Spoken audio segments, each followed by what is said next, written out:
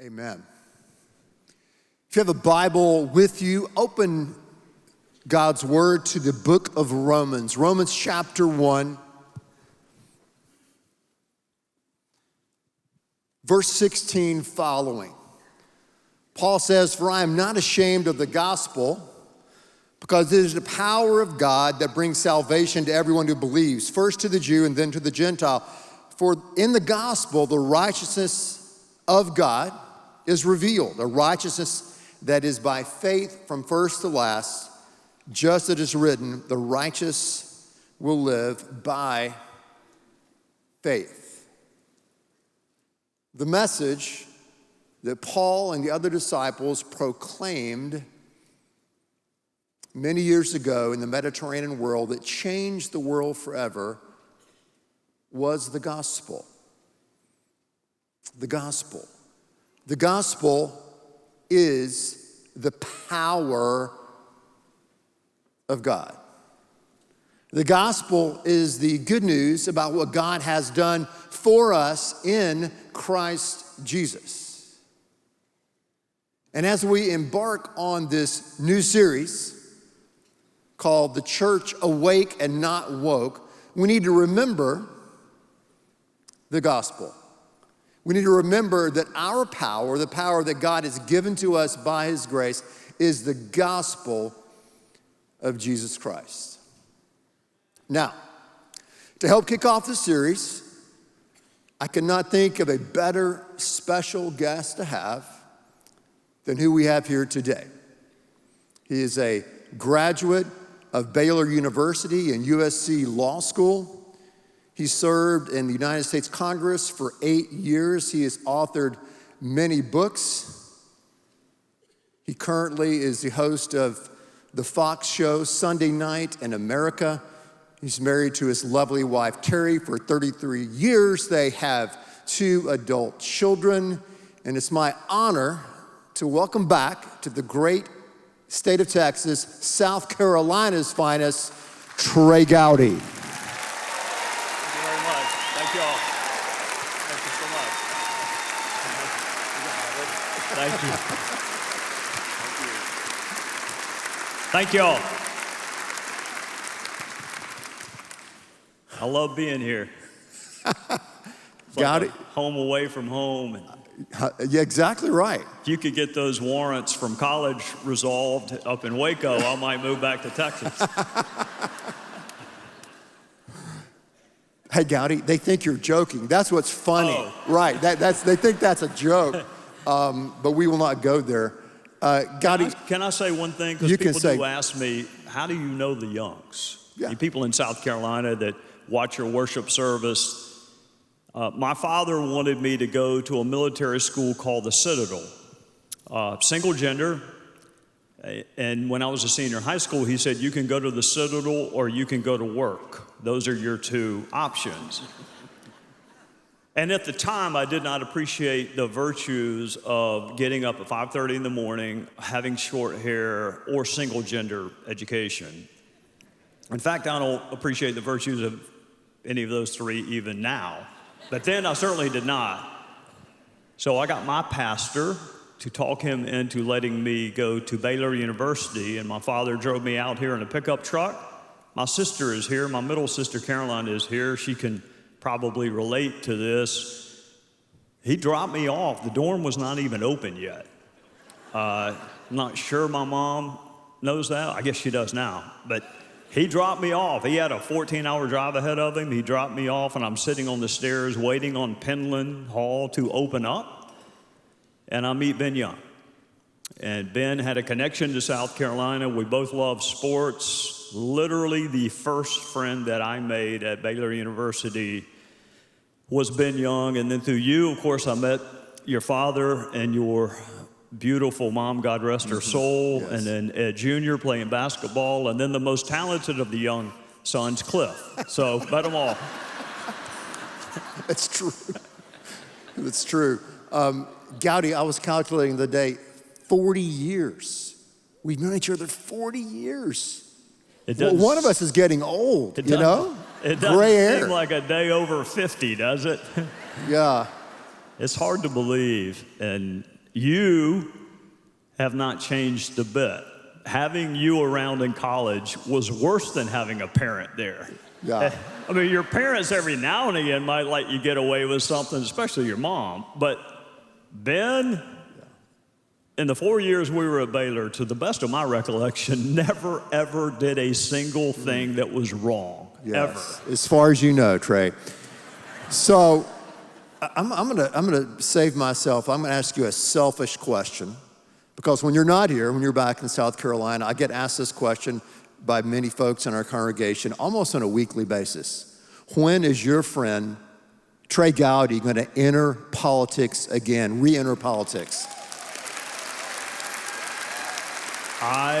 Last night we talked to someone on the phone who has a plan for you. Yeah, he does. We won't say who that is. You can guess. So he has a very ambitious plan for yes, me, but does. let me tell you who does not, and that is the woman that I have been living with for the last 33 years. And I cannot afford the alimony or child support of going back into politics. Look, I love being in the courtroom. It is the job I hope you will remember me for, the pursuit of justice, standing up for victims, working with law enforcement. I loved every second of that job, but I did not enjoy politics. But you did it well. You really did. Sure you did it well. That's like you saying did. you're a good bank robber. No, I'm no. not sure That's not true, Gowdy. That to me, seriously, hey, we're friends. A lot of people, I don't care where they are on the political spectrum, they go to D.C. and they get crazy. And a lot of conservatives, I hear you're kind of conservative at times, they start drinking the water in the Potomac and they change.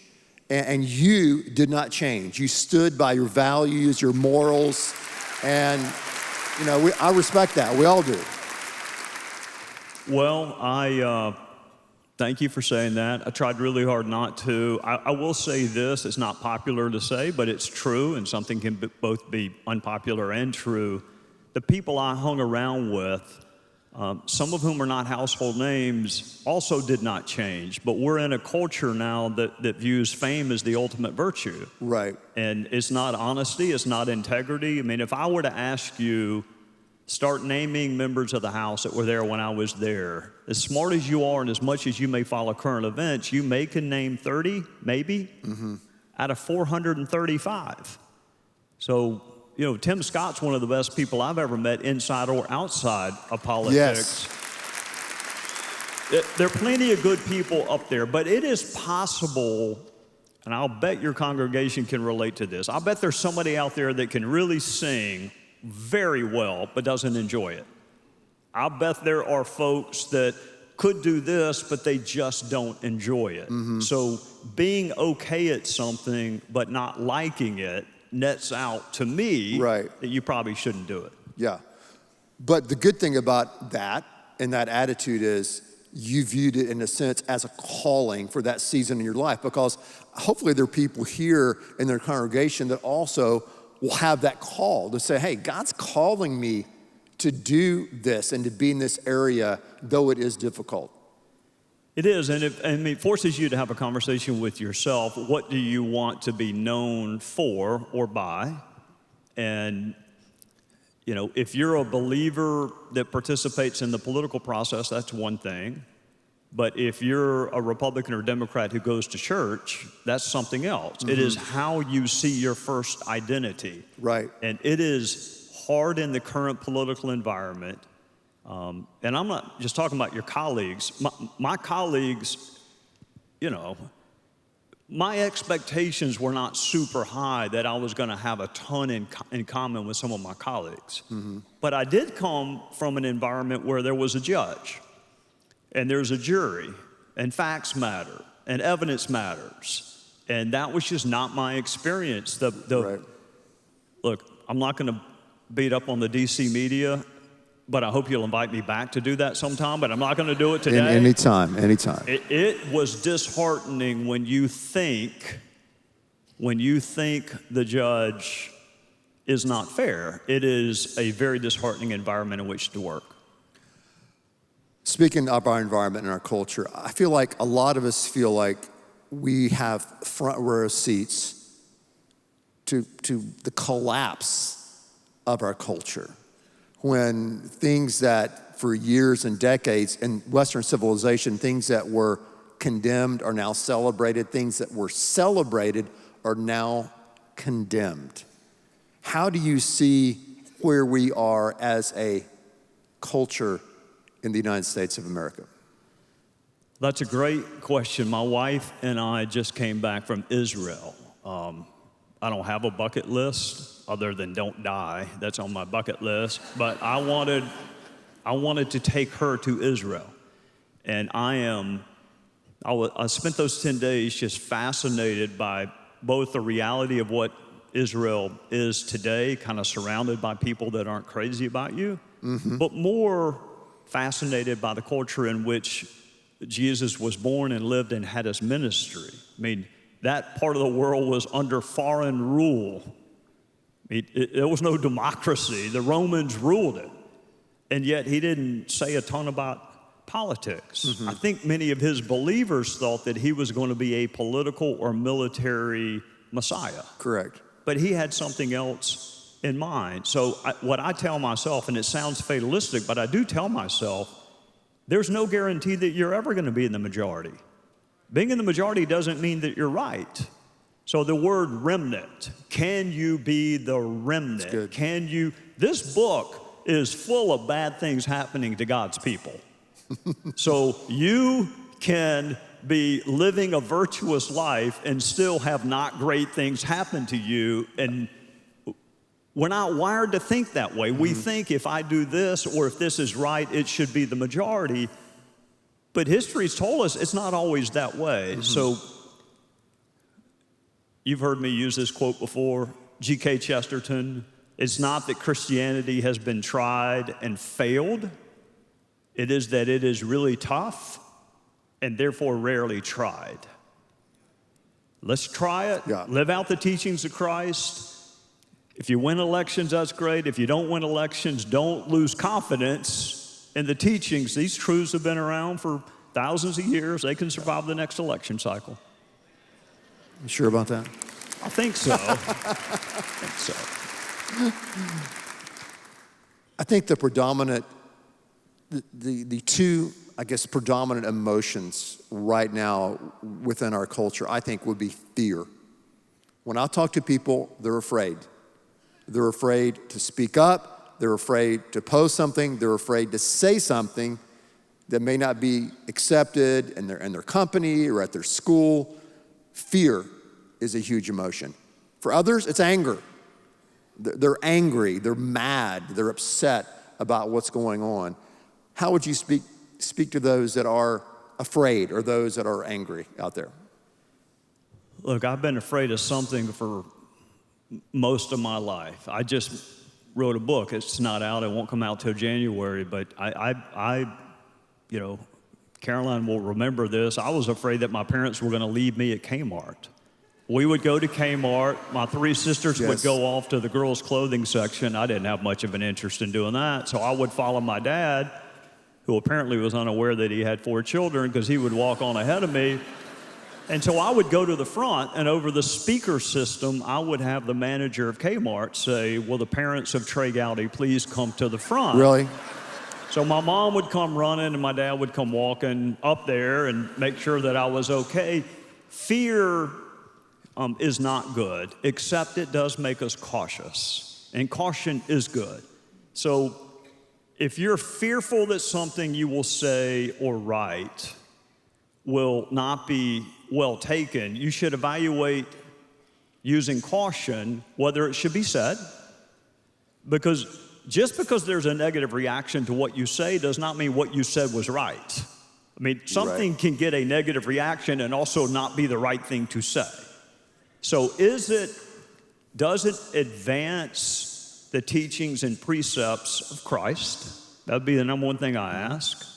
Am I 100% sure that what I'm saying is correct? And this is where being a lawyer comes in, because I'm rarely 100%. I mean, is there a fact out there that I'm not aware of? Okay. The anger is trickier, because to me, Ben, and you're much better at this stuff than I am. But anger to me is not a primary emotion. It's a secondary emotion. Something else happens and therefore we become angry. And I think the anger comes from a belief that our beliefs are secondary, subservient, not as important as others. And again, I would encourage people, Dietrich Bonhoeffer, you're gonna have the author of a really good book on Dietrich Bonhoeffer next week. Bonhoeffer believed what he believed and he was executed for it. Martin Luther King Jr. never made it to age 40 for what he believed, assassinated. Right. And Jesus lost a voice vote to a guy named Barabbas, who was either a notorious criminal or a murderer, depending on your perspective. Depending on which book you're reading, he's either a criminal or a murderer. And Jesus lost a voice vote to him. So if the Son of God can lose a voice vote, then I probably, and be put to death, I probably should be prepared to accept some scrutiny for what I believe. That's my view on it. Okay, how about this?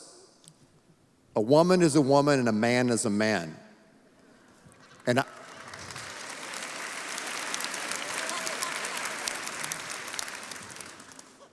they're clapping for that today? That's where we are? That's the page we're on? I'm agreeing more with Bill Maher than a lot of pastors right now who can't say that out loud. There was a time when that was not a controversial statement to make. Yeah. For maybe 6 weeks ago. Yeah. Here's what I don't know. I think the perspective is out of whack in this country. I think most Americans are of like mind on many issues. I think the filters through which we get our information are not aligned. Right. Whether that's the media, the print media, social media, Hollywood. You and I had a nice conversation about ESPN, which used to be a sports network, by the way. Yeah, years ago. The filters that we have to crawl through to get information, I don't think reflect the majority view in this country. Right, I agree. Let's talk about George Soros, okay? Tell us, because you hear people talk about him a lot. I know you talked about him last week on your show. Tell us, who is George Soros and how is he trying to influence our culture, especially in the courts? I don't know a ton about him, and I only talked about him last week because I think it's important that people know you can be rich and still not be smart. And I think that's a great lesson for all of us. Yes. The criminal justice system, to me, or our justice system, while not perfect, is really the last institution that we have that most people have some confidence in. No longer is it government or Congress or the media. It's the justice system. And I think what Mr. Soros figured out is it's really tough to convince y'all that prison is bad. It's really tough to convince y'all that we should continue to let people out on bond no matter what they've done. It is not hard to get someone elected, namely a prosecutor, that can, with one office, we hear the phrase anti-democracy, anti-democratic. I really can't think of anything more anti-democratic than, and I used to be a district attorney, than a district attorney saying, yes, it's the law, but I'm not going to enforce it. You're welcome to change the law. You're welcome to criticize the law. I just don't think law enforcement officers are welcome to ignore the law. But that's the path of least resistance for him and his worldview, is not to go employ a bunch of defense attorneys. It is to have a defense attorney take over the prosecutor's office. But again, on the long arc of history, Ben, it ain't working out too well. They just recalled one in San Francisco. They got another one in Los Angeles. And at a certain point, if you count on the innate goodness and fairness of your fellow citizens, things will be corrected, even in San Francisco. Yeah. So, Trey, talk to us about Judas. Judas, yeah, because people ask us, what do you talk to Trey about? And I go, Trey is really hung up on Judas in the Bible. And so I wanted to get this out in the open too. and talk to us about Judas and your thoughts on him. Because I think it's really interesting. I'm not joking, but go there a little bit. Yeah, I think it started when I was a kid. I asked my pastor whether he thought Judas was in heaven or hell. Yes. And different people answer that question differently. Judas, to me, is a great starting point for a conversation about whether or not we have free will. Jesus, being the Son of God, knew exactly what Judas would do when he picked him to be one of the disciples. The other disciples may have been surprised, but Jesus was not surprised. And then I contrast, Judas' betrayal of Christ with Peter's denial of Christ. And if you go match them, at least for a 3 or 4 day period, you do see some similarities, yet the church was built upon the rock. That's right. And Judas may be the most reviled name in history, certainly one of them. And he took his life on the rock. He returned the silver, took his life, and said, I have shed innocent blood. Yeah.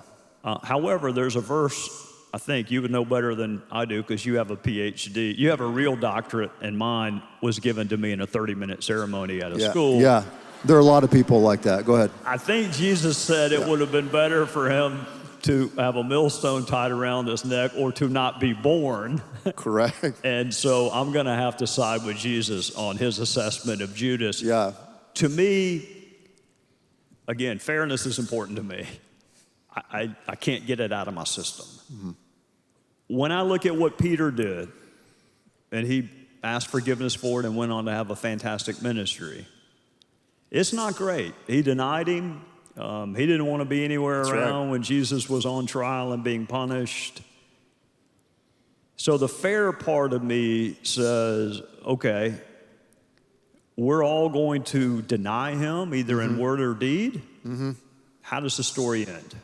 Does the story end by giving up, which is what Judas did when he took his life? Or does the story end by going on and being one of the most revered names in Christian history, which is where Peter wound up? Yeah, and Peter embraced grace. He embraced that gospel, the power of God, and experienced, true salvation. That's what made him, one of the things that made him such a powerful Christian and a powerful leader. He also tamed his temper. And there's speaking of angry, Peter's reaction to the betrayal of Christ was to cut off the ear of a Roman soldier. Yep. Which tells me you can be around Jesus for a long time and still not get the essence of his ministry. Yeah. Talk to us about the church, because the series that we're going to enter into the next few weeks is about the church waking up to this moment in history. How do you think the church, our church specifically, the church at large, can make a difference on our culture today? When my wife and I were in Israel, we went to the spot where Jesus asked his disciples, who do they say that I am? And he got a bunch of different answers. And then I think Peter did something else a few minutes later, and he said, get behind me, Satan. So I think I got the right story. Yes. You're I always have to look at you because I went to law school and you went to seminary. Come on. So I think, so when I'm listening to that, I'm thinking, okay, what if the question were reversed? I mean, this is Jesus saying, who do they say that I am? What if he were to ask you, who do they say that you are? Who do your neighbors say that you are? Who do your coworkers say that you are? What's your main source of identity? Is it politics or is it your faith? The role of the church is to follow the teachings of Christ and be a light. And when the sun is really, really bright, you don't really need the light, do you? Things are going well. When things are dark, when things aren't going well, that's when you need the light. This will not be a wildly popular thing for me to say, but I'm going to say it anyway, which is really evidence that I'm never running for office again. I see what one political party has gained from the trust and confidence of evangelical believers, I don't see what the church has gained as a result of that relationship. Wow. I think the influence of the church has gone down in my lifetime, and the influence of government and the state has gone up. Right. And I think if you live the sometimes radical teachings of Christ, that is what we're called to do. I think you definitely have to participate in the political process. You have to be informed. You have to speak out. But speaking out in love is what he did, which is the opposite of speaking out in anger and frustration. Right. And one of the things I think that you did, not just when you were in D.C., but I think you currently do on your show, is that you reach out to people on both sides of the political aisle. Even last night at dinner, this young couple was sitting beside us. And tell them what happened. I think that's very reflective of who you are and who you strive to be. There was a beautiful young couple sitting beside us, and Ben had gotten up to, I thought he was going to pay the bill, but I should have known, I should have known better. Wow. He was getting up to go speak to a member of his adoring entourage, and the young man beside me said, did you used to be in Congress? And I said, I did. And he said, I'm a Democrat, but I liked you. And I said, that's the same thing my daughter tells me. So That's true. that's exactly what I told him. I said, don't worry about that. For a couple of reasons, the lawyer in me wants to make sure I know all the arguments and all the facts. And if the people I'm talking to don't know any more than I know, or they believe the exact same thing that I believe, I'm probably not going to learn a lot. I'm not going to be a really good advocate. As a prosecutor, I was much more interested in what the defense was going to be than what me and the cops had already learned. So I think there's value in talking to people that have a different perspective. Number one, it's going to make you a better advocate for what you do believe. It's really hard to be persuasive if you don't have a relationship with someone else. So if you want to persuade people that your worldview is the best worldview, I don't know how you do it if you don't communicate with them. And I have seen, the courtroom, you see terrible, terrible, terrible things. And it gives you a perspective on life that someone having a different view of what the top marginal tax rate should be, it, not minimizing the importance of it, but when you have watched kids get abused and kids get murdered and women get murdered, that's something to get really, really excited about, animated about, Right. fired up about. Whether the top rate should be 34 or 32, I'm not saying it's not important, it just is not enough for me to get super animated. Yeah. Yeah, well, I think, when you were in Congress and stuff, you had, so many diverse friends. Like when you were head of Benghazi, you and Elijah Cummings, those of us who watched that, it got really heated, right? But you guys are friends. That's interesting. We never had a crossword Right. out of the committee room. I never, I don't know. Arguing is not the most effective way to communicate information. Right. And then when you begin to challenge people's motives, then relationships get fractured. Tulsi Gabbard, progressive person of Hindu faith from Hawaii, when I was there, when 9 black Christians were murdered at a church in Charleston, South Carolina, Mother Emanuel. I'm in the room with Tim Scott, we're going to have the memorial service. And you can imagine, if you don't know Tim Scott, he's an African-American United States Senator from South Carolina. His family, he had family members that attended that church. You can imagine what is going through his mind. And there's a knock on the door. And it's Tulsi Gabbard. Charleston is nowhere near Hawaii, but she came to the memorial service and she sought him out to offer him love and compassion different faith, different political background, different life experience. But there's this beautiful moment of Tulsi embracing Tim because they found something they had in common, which was a shared grief. That's much more my recollection of my 8 years there than Mr. Cummings and I having minor disagreements over things which we never did privately. Right. Look, there are plenty of things to fight about in life. Some of the things you mentioned are worth fighting about. But there's a time and a season for everything.